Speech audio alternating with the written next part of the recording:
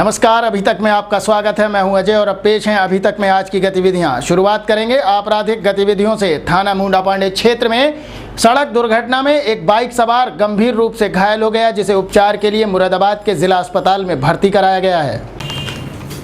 थाना मुंडापांडे क्षेत्र में एक व्यक्ति अपनी बाइक द्वारा आ रहा था कि अचानक ही एक युवक तेज रफ्तार से बाइक के सामने होकर बल्लियों से लदे हुए निकलने की कोशिश कर रहा था कि अचानक बाइक अनियंत्रित हो गई और बल्लियों से जा टकराई, जिसमें बाइक सवार इरशाद पुत्र अकील निवासी खानपुर चमरौआ थाना मुंडापांडे गंभीर रूप से घायल हो गया, जिसे उपचार के लिए आसपास के लोगों ने 108 एम्बुलेंस की मदद से जिला अस्पताल में पहुंचाया, जहां पर उसकी हालत को देखते हुए चिकित्सकों ने उसे उपचार के लिए भर्ती कर लिया और इस मामले की जानकारी उसके परिजनों को भी दे दी गई है। क्या नाम आपका? मेरा मुकर्रम था। क्या ये कौन है घायल हुआ? मैं नहीं जानता कौन है। क्या कैसे हादसा हुआ है? ये सड़क से जा रहे थे, मैं वहाँ खड़ा हुआ था। ये बहुत तेज़ दलपतपुर से करणपुर वाले रोड पे जा रहे थे। आगे जो ब्लॉक के आगे चौराहा है, ये चौराहे पे बहुत तेज़ 80-85 की स्पीड से ये लड़का जा रहा था और ये एक लेबर के आदमी से टकरा गया, जाके गोला लेके जा रहा था रखा हुआ। ये टकरा गया उससे और ये सड़क पे गिर गया। बाइक स्प्लेंडर मोटरसाइकिल से बहुत तो मैंने वहाँ देखा भीड़ लगी है, तो मैं इसको अपनी कार से लेके और वहाँ के 2 लोग मेरे साथ बैठे, मैं इनको लेके यहाँ गया। इसका नाम क्या लगा जो इस लड़के ने अभी इरशाद नाम बताया और इसके अब का नाम क्या?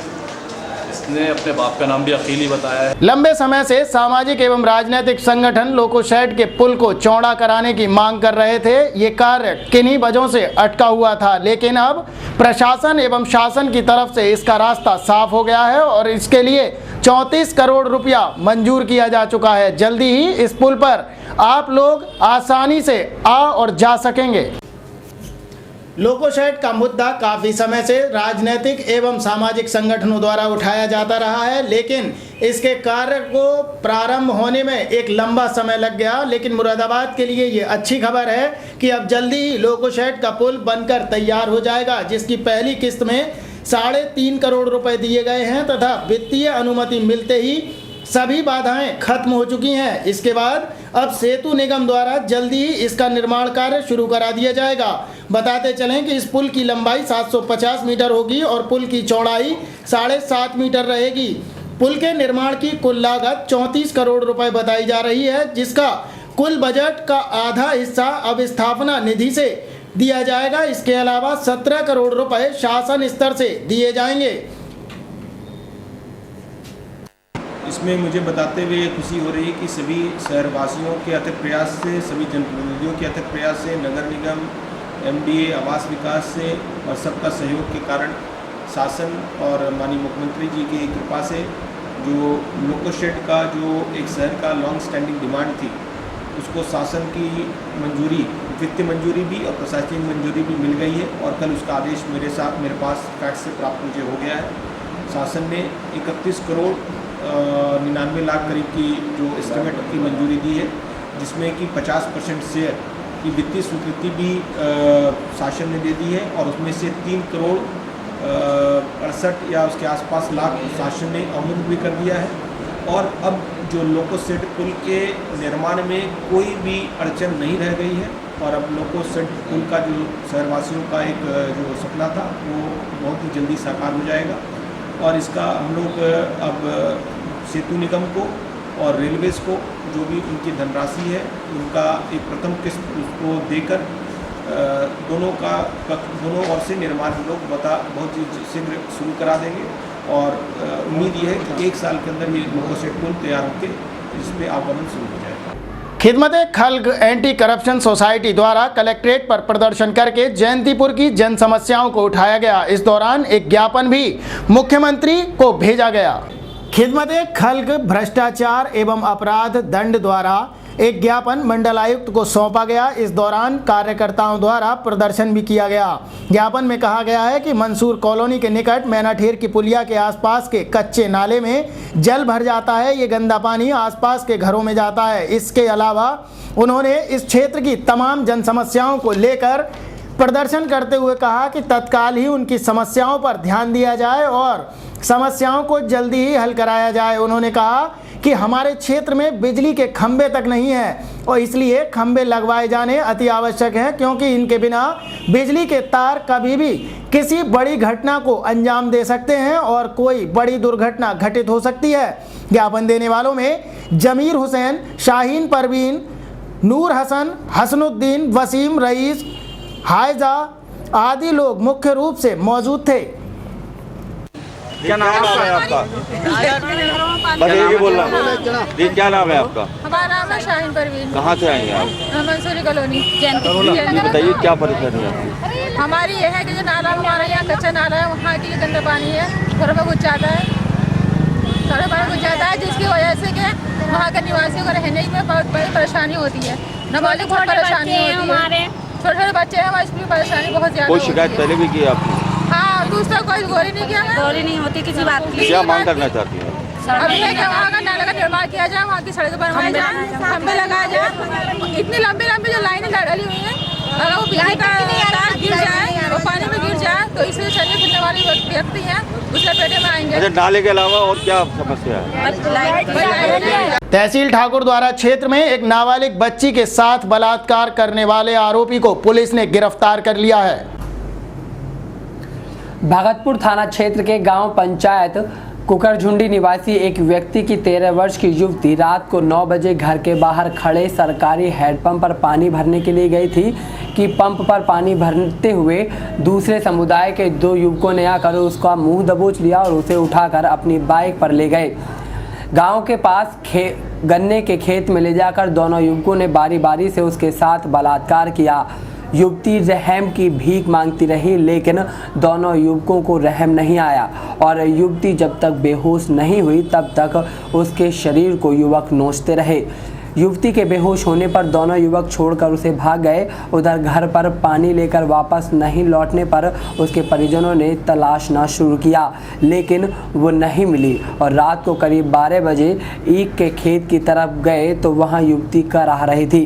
तब परिवार के लोग उसको उठाकर घर लाए और उसके होश आने पर पूछताछ की। तब युवती ने आप बीती सुनाई। परिवार के लोग उसको लेकर थाने पहुंचे और गांव के ही 2 युवकों अंकुल पुत्र सुभाष और रमेश पुत्र सूखा के खिलाफ मुकदमा लिखाने के लिए तहरीर देकर कार्रवाई की मांग की। भगतपुर थाना परिसर में दोनों पक्षों की तरफ से फैसले का प्रयास किया जाता रहा, जबकि दोनों युवकों को पुलिस ने गिरफ्तार कर लिया और भगतपुर पुलिस ने दोनों के खिलाफ मुकदमा लिखकर कार्रवाई शुरू कर दी। मामला 2 अलग अलग समुदायों का होने से गांव में तनाव का माहौल है और युवती के परिजनों ने पुलिस को बताया कि उक्त आरोपियों के परिजन और मिलने वाले फैसले का दबाव बना रहे हैं और अंजाम भुगतने की धमकी भी दी जा रही है।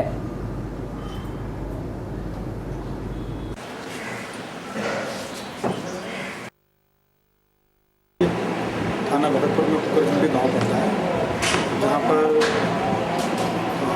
13-14 वर्ष की एक लड़की के साथ जिनकी बात सामने आई थी। इसमें लड़की को मेडिकल के लिए भेजा गया है और जो मुलजिमान जिनका नाम बाइक में आया था उनकी तत्काल गिरफ्तारी कर ली गई है।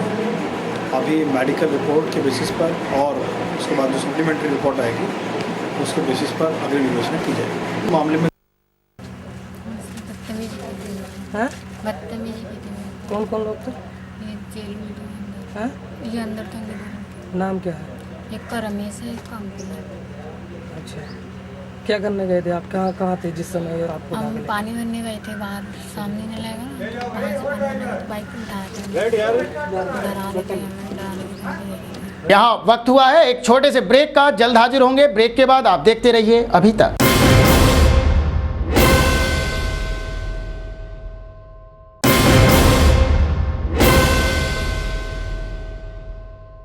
ब्रेक के बाद अभी तक में आपका स्वागत है और अब समाचारों में आगे। मंडी समिति में हो रहे भ्रष्टाचार के खिलाफ अपना दल के कार्यकर्ताओं ने आवाज बुलंद करते हुए कलेक्ट्रेट पर जोरदार प्रदर्शन किया। इसके बाद एक ज्ञापन मुख्यमंत्री उत्तर प्रदेश सरकार को भेजा। अपना दल के कार्यकर्ताओं ने मंडलायुक्त के माध्यम से मुख्यमंत्री को भेजे एक ज्ञापन में कहा है कि मंडी समिति में भारी संख्या में लाखों रुपए के टैक्स की चोरी हो रही है। ये सभी मंडी समिति के अधिकारियों की मिलीभगत से हो रहा है और यहीं पर ये लोग मौज मस्ती कर रहे हैं। व्यापारियों से मिलकर मंडी टैक्स की लाखों रुपए की चोरी इन्हीं अधिकारियों की देन है। ये सब डीडीए की मिलीभगत से हो रहा है। जब से डीडीए ने चार्ज संभाला है तब से मंडी समिति के दफ्तर में भ्रष्टाचार का अड्डा बन गया है। अगर जल्दी ही इस मामले पर ध्यान नहीं दिया गया तो ये लोग बड़ी संख्या में घोटाले करने से भी पीछे नहीं हटेंगे। ज्ञापन देने वालों में शाकिर अली रायनी, पंडित विजय शर्मा जिलाध्यक्ष, उबैद अंसारी, दुर्योधन जाटव, सीताराम, हरिओम, हाजी शरीफ, कफील खान, अजहर खान आदि लोग मौजूद रहे।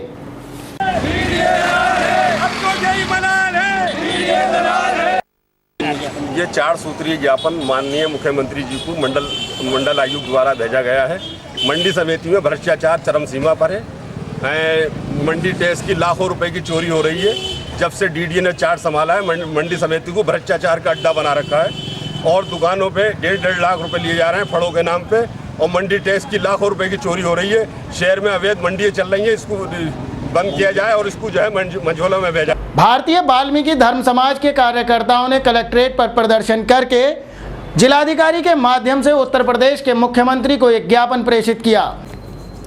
भारतीय वाल्मीकि धर्म समाज ने जिलाधिकारी के माध्यम से उत्तर प्रदेश के मुख्यमंत्री को एक ज्ञापन प्रेषित किया जिसमें कहा गया है कि आज प्रदेश में वाल्मीकि समाज के बेरोजगार लोगों की स्थिति दयनीय होती जा रही है। वाल्मीकि समाज की महिलाएं जो पूर्व में सर पर मैला ढोने का काम करती थीं वो कार्य सरकार द्वारा समाप्त करा दिया गया है, लेकिन इन परिवारों के जीवन यापन करने के लिए ना तो कृषि योग्य भूमि है और ना ही इनके पास कोई स्थायी रोजगार है।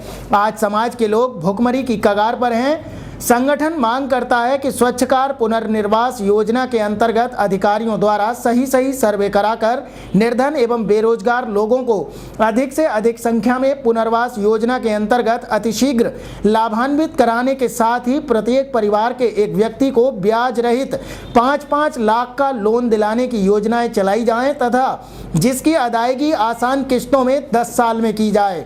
ये गरीब लोग अपना कोई रोजगार इससे शुरू करेंगे और अपना जीवन यापन करेंगे। ज्ञापन देने वालों में ऋतुराज पथिक, पप्पू वाल्मीकि, नरेंद्र पाराशर, रोहित चंदेल आदि लोग मौजूद थे।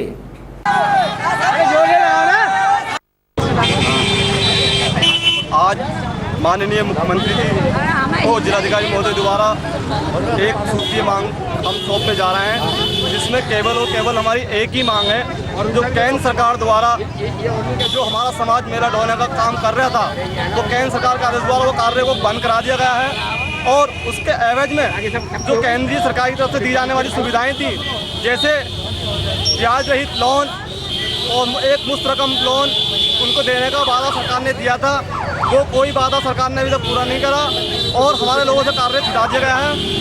ना इनके पास आज काम बच्चों को पालने का कोई रोजगार है, ना इनके पास कोई ऐसी भूमि है जिसको ये जोत के अपने बच्चों का पालन पोषण कर सके। संगठन के द्वारा एक शासन मांग की जा रही है कि इनको ब्याज रहित लोन सुविधा दी जाए और इनको कृषि योग्य भूमि दी जाए जिससे अपने बच्चों का पालन पोषण कर सकें। लॉयनेस क्लब विराट की तरफ से सब्जी मंडी स्थित सुशीला देवी आर्य कन्या इंटर कॉलेज में ड्रेस एवं फीस का वितरण किया गया। लॉयनेस क्लब मुरादाबाद विराट द्वारा 30 जुलाई को क्लब के द्वारा अंगीकृत स्कूल सुशीला कन्या जूनियर हाई स्कूल गंज सब्जी मंडी मुरादाबाद में क्लब की ओर से 10 जरूरतमंद बच्चों को स्कूल की ड्रेस वितरित की गई तथा 4 बच्चों को पूरे वर्ष की फीस दी गई। सभी बच्चों को फल व मिठाई वितरित की गई। इस सेवा कार्य में अध्यक्षा लॉयनेस रचना गुप्ता, क्लब सचिव लॉयनेस सीमा रस्तोगी के साथ ही संतोष गुप्ता, रेणु मित्तल, शीतल चावला, रीमा, डॉली सक्सेना, सरोज गुप्ता, प्रभा बंसल, अनीता सिंह, मधु गुप्ता, कमल भाटिया, संजुला जैन आदि लोग मौजूद थे।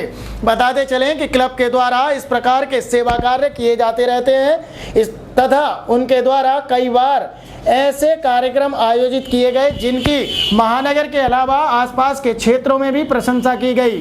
क्लब अध्यक्षा का कहना था कि आगे भी उनके द्वारा इस प्रकार के कार्यक्रम जारी रहेंगे। आज हमारी लायनेस क्लब विराट ने अपने सेवा कार्य के अंतर्गत सुशीला कन्या जूनियर हाई स्कूल में 10 बच्चों को यूनिफॉर्म दी है जो बहुत ज़्यादा ज़रूरतमंद थे और 4 बच्चों की फ़ीस दी है पूरे साल की और उनको फल और मिठाई बांटी गई है। क्या उद्देश्य रहता है इस तरह? उद्देश्य बस यही रहता है कि इस स्कूल में बच्चे से पढ़ रहे हैं तो उन्हें कोई कमी ना रहे, किसी चीज़ से वो परेशान ना रहे। हमारे क्लब ने इस स्कूल को गोद ले रखा है तो इस क्लब में जिस भी बच्चे को जो जरूरत होती है वो हमारा क्लब पूरा। यहाँ वक्त हो गया है एक और छोटे से ब्रेक का, जल्द लौटेंगे कुछ और खबरों के साथ।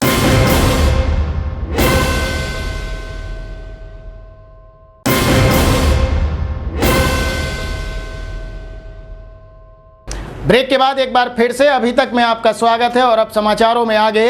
गुरु पूर्णिमा के पर्व पर नवाबपुरा स्थित गुरु अमरनाथ दीक्षित के निवास पर 3 दिवसीय एक कार्यक्रम का शुभारंभ किया गया। इस मौके पर बड़ी संख्या में लोग मौजूद रहे। प्रत्येक वर्ष की भांति इस वर्ष भी गुरु पूर्णिमा के पावन अवसर पर परम पूज्य गुरुदेव श्री अमरनाथ जी दीक्षित के निवास स्थान नवाबपुरा मुरादाबाद में हर्षोल्लास के साथ ये पर्व मनाने हेतु संपूर्ण भारतवर्ष से शिष्यगण एवं श्रद्धालु भक्त एकत्रित हो रहे हैं।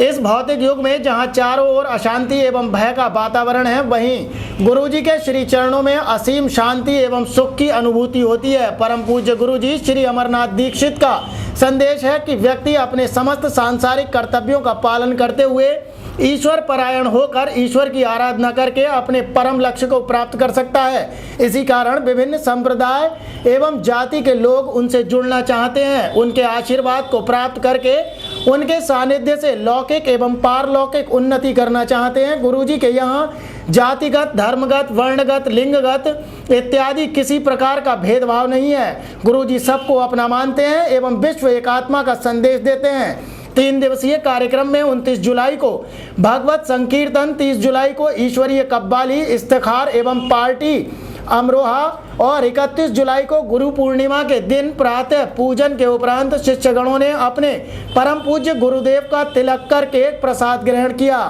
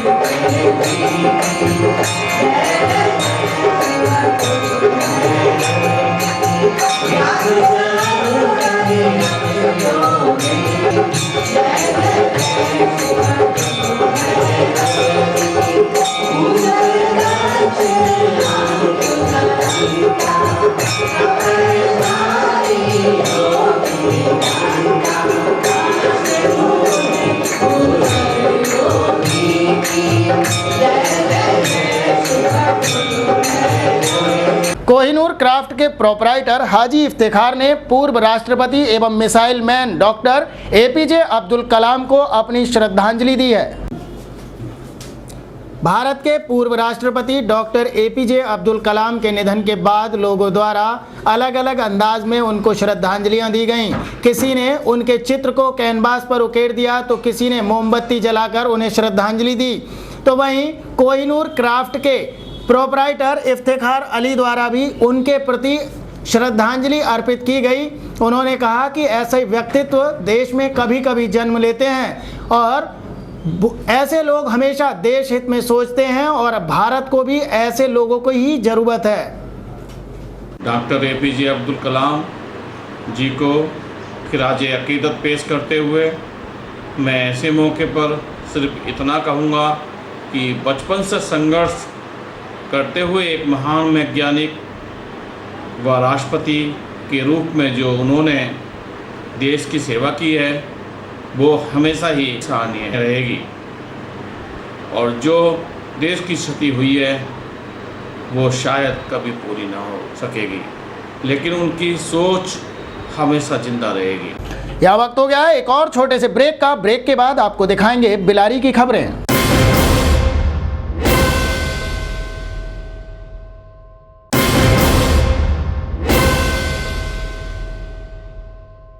ब्रेक के बाद एक बार फिर से अभी तक में आपका स्वागत है और अब खबरें बिलारी से हैं। बिलारी तहसील क्षेत्र के गांव रामनगर गंगपुर में मशहूर समाज सेवी रघुराज सिंह यादव द्वारा एक ऐतिहासिक मेले का उद्घाटन फीता काट कर किया गया। इस दौरान क्षेत्र के तमाम गणमान्य नागरिक भी मौजूद रहे। बिलारी तहसील क्षेत्र के गांव रामनगर गंगपुर में प्राचीन देवी मां के मंदिर पर लगे 2 दिवसीय मेले का उद्घाटन समाज सेवी एवं जीबीटी के चेयरमैन रघुराज सिंह यादव ने फीता काटकर किया तथा जिसमें दंगल का आयोजन भी किया जाएगा। इस मौके पर समाज सेवी रघुराज सिंह यादव ने कहा कि ऐतिहासिक मेले हमारी संस्कृति को जीवित रखे हुए हैं। भारत देश की संस्कृति पूरे विश्व में प्रख्यात है। उन्होंने कहा कि हमारे देश में आज भी मेलों का आयोजन होता है जिसमें बच्चे तथा महिलाएं बड़ी संख्या में शामिल होते हैं। इस मौके पर मेला संयोजक राजेश कुमार ने बताया कि हर वर्ष की तरह इस वर्ष भी प्राचीन देवी मां के मंदिर पर 2 दिवसीय मेले का आयोजन किया गया है जिसमें तरह तरह के खेलों का भी आयोजन कराया जाएगा तथा दंगल का भी आयोजन कराया जाएगा जो मुख्य रूप से आकर्षण का केंद्र रहता है। इस दौरान मुख्य रूप से प्रमोद कुमार, सोनू कुमार, ग्राम प्रधान संजू देवी, राजकुमार, अमन कुमार, भूपेंद्र सिंह, शिव कुमार, ओम प्रकाश ठेकेदार, भानु सिंह यादव, मुकेश यादव, विजयपाल सिंह, लखनवीर सिंह, चरण सिंह यादव, गोवर्धन यादव आदि लोग मुख्य रूप से मौजूद रहे। और इस संस्था के संरक्षक श्री ओम प्रकाश ठेकेदार से देखिए बाबा रामदेव ने कहा मुकेश कुमार सिंह यादव जी को माला डालकर उनका स्वागत। और मंदिर के लिए 21,000 रुपये यहाँ पर प्रदान करता हूँ जो भी अपने और मेरा नौजवान साथियों से कहना है कि थोड़ा सा गांव से निकलकर बाहर की ओर आए तभी गांव का विकास हो पाएगा। और शिक्षा पर मेरे प्यारे बुजुर्गों, शिक्षा पर अपने बच्चों को ध्यान दें। शिक्षा होगी तभी आगे आपका बच्चा कुछ बन पाएगा। बाकी मेरा बढ़ा। बिलारी क्षेत्र के गांव टांडा अमरपुर में चल रही भागवत कथा में बड़ी संख्या में पहुंचे श्रद्धालुओं ने धर्म लाभ उठाया। बिलारी तहसील क्षेत्र के गांव टांडा अमरपुर स्थित शिव मंदिर के प्रांगण में चल रही भागवत कथा में कथा व्यास रेखा शास्त्री ने कहा कि जब प्रभु के भक्तों पर अत्याचार बहुत बढ़ जाता है तो स्वयं प्रभु को ही मानव रूप में धरती पर आना पड़ता है और आसुरी शक्तियों का नाश करते हैं। बोले कि भगवान कृष्ण प्रभु श्री राम जी ने भी यही किया था, अपने भक्तों को बचाने के लिए स्वयं तमाम कष्ट सहे। आगे उन्होंने कहा कि प्रभु का बड़ा ही उपकार है कि उन्होंने सभी जीवात्माओं में हमें सर्वश्रेष्ठ बनाया है, इसलिए हमको प्रभु की पूजा अर्चना के साथ ही उनका ध्यान करना चाहिए। राजा परीक्षित को जन्म का प्रसंग सुनाते हुए उन्होंने कहा कि साधु संतों और भगवान के भक्तों का सदैव आदर करना चाहिए। अपने भक्त का अपमान प्रभु को पसंद नहीं। कथा सुनने के लिए महिला एवं पुरुषों की भारी भीड़ उमड़ रही है।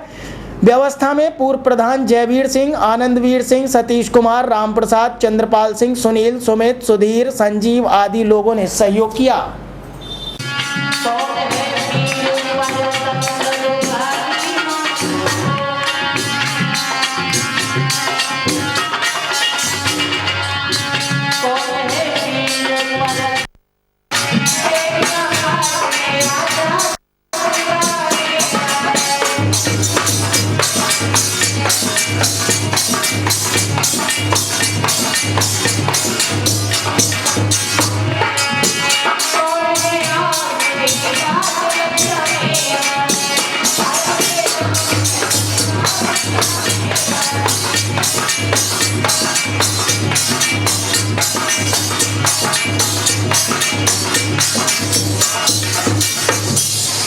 स्वतंत्रता दिवस को लेकर जगह जगह तैयारियां जोरों पर हैं। इसी क्रम में बिलारी के सिल्वर ओक अकेडमी में भी स्वतंत्रता दिवस को लेकर बच्चों की तैयारियां जोरों पर हैं।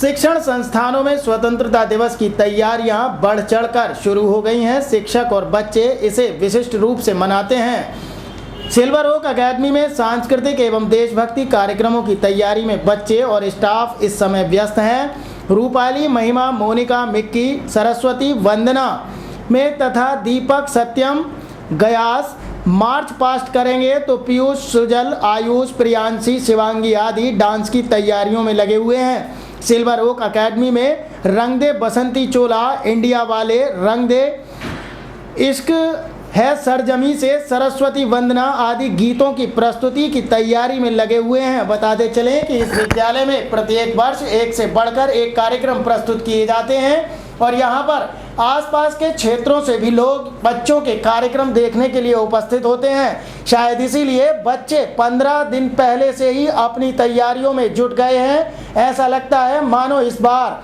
कुछ नया करके दिखाएंगे और दर्शकों का मन मोह लेंगे।